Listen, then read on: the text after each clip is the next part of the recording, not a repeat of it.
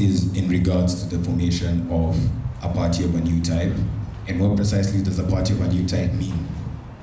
It means that this is a party that's different from the existing bourgeois parties. We are a party of a different type because our structure and what the party program and our direction and our goals are different from what other parties that reinforce the bourgeois protection and then expansion of capital. And what characterizes the development of a party of a new type? The party of a new type is a militant party, and it is a vanguard party. And as a result, it is the advanced detachment of the working class. Already, comrades have already described this. I don't have to add on top of what has already been said. I don't have to repeat what's already been said, but to add on top of that, it means that it promotes class consciousness. Now, what is class consciousness defined concretely? It can be truly understood that it is the inculcation, it is the promotion of the idea of the class and its revolutionary role that it plays in the overthrow of capitalism and the establishment of the transition to socialism and eventually socialism itself.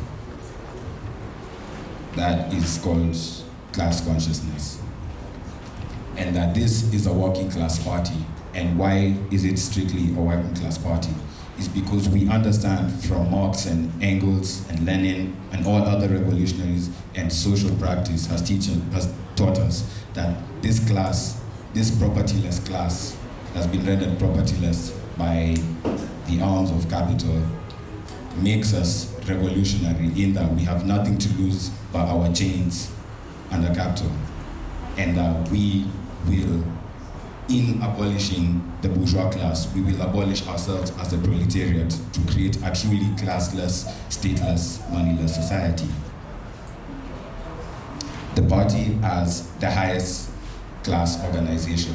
We are the general staff of the working class, of the proletariat and the revolutionary classes such as the peasantry and the urban petty bourgeoisie, in that we are determinants of the direction of the movement in the overthrow of capital.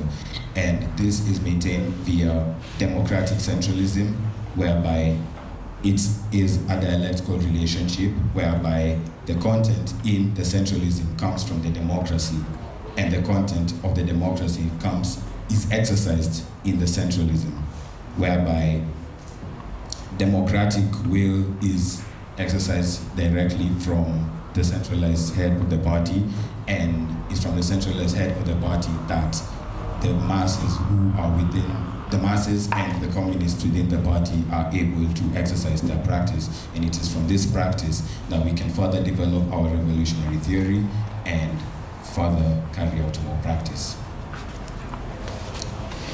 As well, it is also our role to be the instrument of establishing the dictatorship of the proletariat.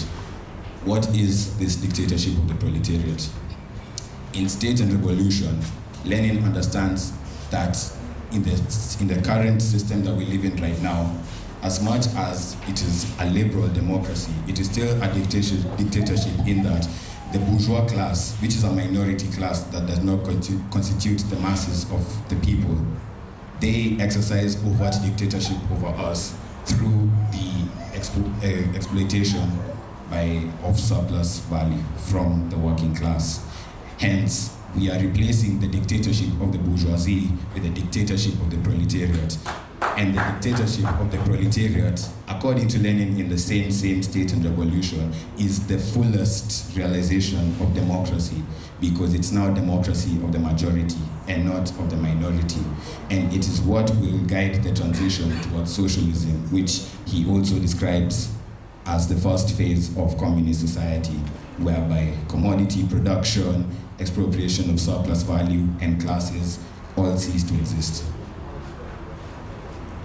And what will be the relationship between the party and the transitionary worker state, this dictatorship of the proletariat? The party directs the state organs in that in that it allows the state organs to wither, because under the proletarian dictatorship, the state begins to wither as it performs its role in suppressing the bourgeoisie. Because as communists, we understand that the state is merely an organ of enforcing class dictatorship by using special bodies of armed men in order to do so. But we, as we take state power and we utilize these state apparatus, we are able to now exercise this dictatorship, this oppression on the bourgeois class, which has exploited us for long and without remorse. We will not show them remorse either on our side, as Karl Marx has said.